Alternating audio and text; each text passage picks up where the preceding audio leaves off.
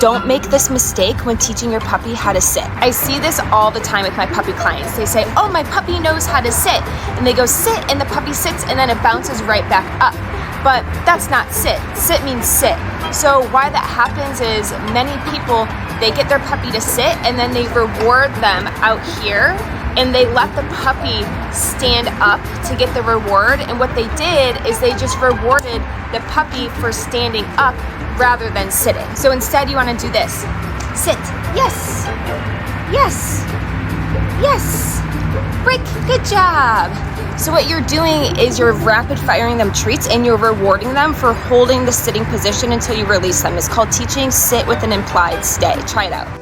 There's a squirrel. Here he is on a flat collar. I'm even holding my coffee. You can see that he sees the squirrel. He's not in command. He's not in heel, so he's allowed to be curious as long as he doesn't lunge or pull. And he does exactly that. Coffee survived. Impulse control. One of the first things you want to teach your new puppy is how to follow a lure. It's really easy to do, and it's going to set the foundation for all of your training. Get some treats and engage your puppy's nose. Rudder.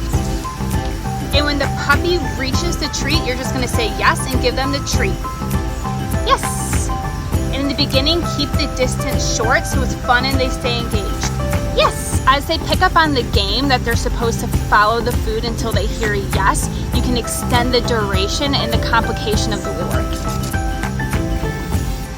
Yes. A lot of people skip this step because they just assume a dog will follow food until they get it, and that's not really the case. You need to build up their focus and engagement and understanding of what you're looking for. Otherwise, you can cause frustration. Once you have a dog that understands the lure, you can start teaching them basic position cues like sit and down, and then you can make it more advanced, like this. Rudder, middle, heel. Yes, good boy. Do you double reward your dog for recalling? If you don't, you should. Here's why and how to do it. Rudder, come. Yes, good boy. First reward close to my body. Yes. Second reward. Wait. Yes, good boy.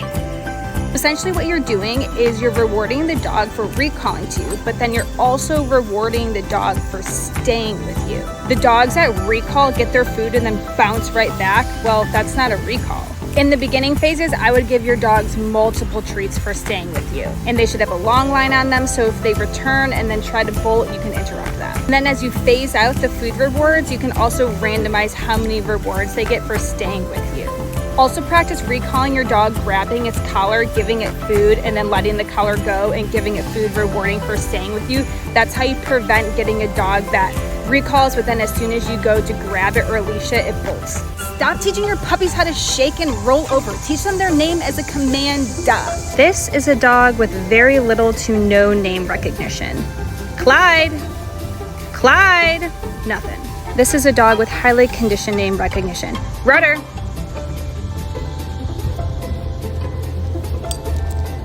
Yes, good job.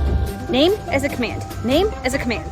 See that puppy? They're doing it wrong. That puppy should be in here, not out there. Because look what's happening. This puppy's on a leash and he's getting circled and bombarded by off-leash dogs that the owners don't know. The recipe for disaster. That is how you lose trust in your puppy if your puppy is nervous, insecure, fearful, or happens to get attacked or rushed in a way that scares the cahoots out of the dog. This is where the puppy should be. The puppy should be in here, observing all of the dogs, listening to the barks, the growls, the fights, having dogs rush to the gate but knowing it's safe, there's a barrier, building confidence in the dog and working with your dog in here to build engagement with you. Bring your dog's breakfast, scatter it in this pen, let it forage and use its nose and build environmental confidence. Don't be walking a puppy through a pack of unknown off-leash adult dogs. Let's have a challenge for Mr. Rudder. There is water right there with geese and ducks, his obsession. Will he recall off of the water, geese and ducks? Or let's make it harder.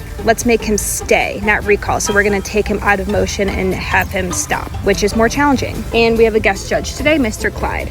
A controlled approach at the entrance. Rudder, break. Rudder, stay. Oh, what a good boy! And I released him for some fun. Clyde, watch out. Here's an example of a polite dog greeting. Watch the yellow lab, Hank. He calmly approaches Rudder, sniffs for no more than 3 seconds, has loose body language, then goes on his way.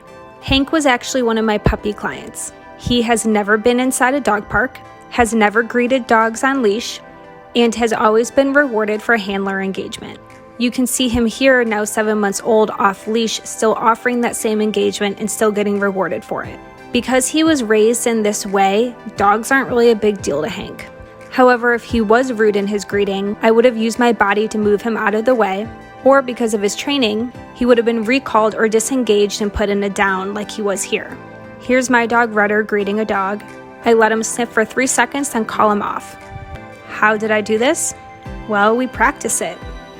We practice engagement and disengagement all the time. If your dog is a rude greeter, it should not be off leash unless it can be recalled off dogs. Use a leash to keep greetings polite, recall to interrupt your dog, and have your dog practice being passive. Here's a real life scenario with my dog.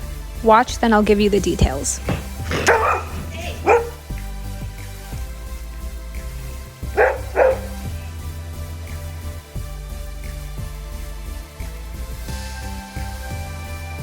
What you can't see is a maintenance man unexpectedly walking through my door into my apartment. He did not knock and he did not ring the doorbell. I asked him to do that to purposefully set up this training scenario for Rudder. I told him my dog will bark, but he's friendly, and he was okay with that. So he texted me when he arrived, and I got myself prepared, and Rudder happened to already be on his bed. This training session is not about Rudder's initial reaction. His reaction to a stranger randomly walking through the door is completely normal and warranted. And that is not something I want to train out of him. Some people may, but I don't want to because I live alone in Chicago and I appreciate a good alert bark like that. But what's important is that you can easily regain control of your dog, preferably just verbally. Rudder doesn't bark when I come home, but he'll bark at knocks on the door and people coming through the door unexpectedly, like if I'm having people over and I tell them, hey, the door's unlocked, you can just let yourself in. In those scenarios, I'll tell him enough and he'll stop barking. And obviously, when he recognizes my friend coming through the door, he gets excited. But this was a new, interesting challenge. Here I released him and Rudder went over to say hi because the maintenance man said it was okay. I kept it short because I wanted to practice calling him back, and you can see that he did not listen the first couple times. This is when I realized I should have had him on a leash because he was losing engagement with me. To re-engage him with me, I asked him to do something simple and fun that he likes, like spin. The point of this training scenario was to practice having verbal control of my dog under a state of arousal and seeing what his engagement levels would be like with me. We don't often have complete strangers in our home like this. Here I let him say hi and he did a nice calm greeting. Then I recalled him to practice it since he failed so miserably the first time. He did great, good job Rudder, and then we chilled and observed. If your dog struggles being calm in the presence of other dogs, try this. Take your dog somewhere you know there will be dogs, but has enough space that you can sit a little bit out of the fray. Calmly sit with your dog. Don't talk to your dog, don't pet your dog. You're waiting for moments like this where your dog proactively offers engagement. Mark and calmly reward that moment.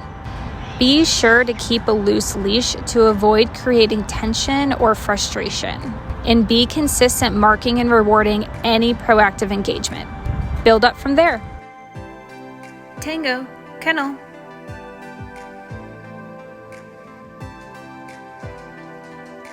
Yes, good girl.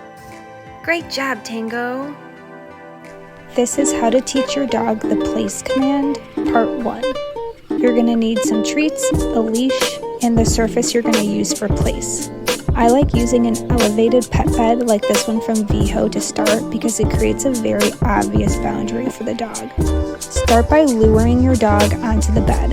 Don't say the command place yet. Just have them follow the lure, and when their paws hit the bed, mark that yes and give them the food. Then say break and encourage them to come off. Once the dog is reliably following the lure, start introducing the command place. So you'll say place and then bring in the lure. When their paws hit place, mark that yes, give them food. Then break to release them.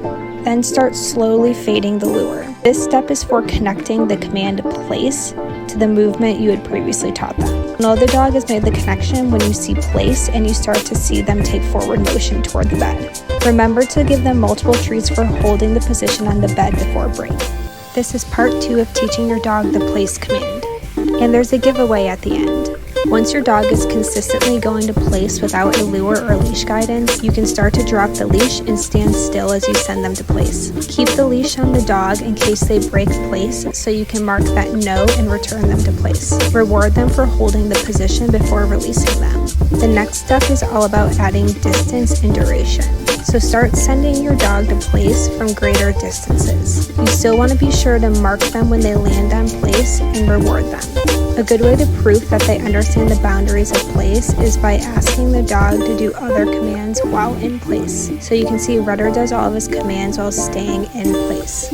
Be consistent in returning them to place if they break it prematurely. Stitch or duet this video showing me practicing place with your dog for a chance to win one of these VHO pet beds in a color and size of your choosing. How to teach your dog type pivots.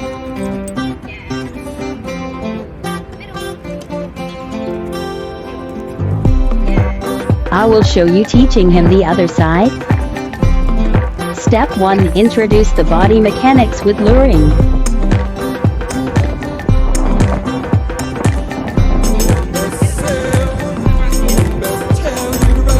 Remember to mark when he lands in the right position. Step 2. Pick up your pace and lure more tightly. Step 3. Add in the verbal cue. Don't trip. Step 4. You'll begin fading the lure when the dog Tango, kennel.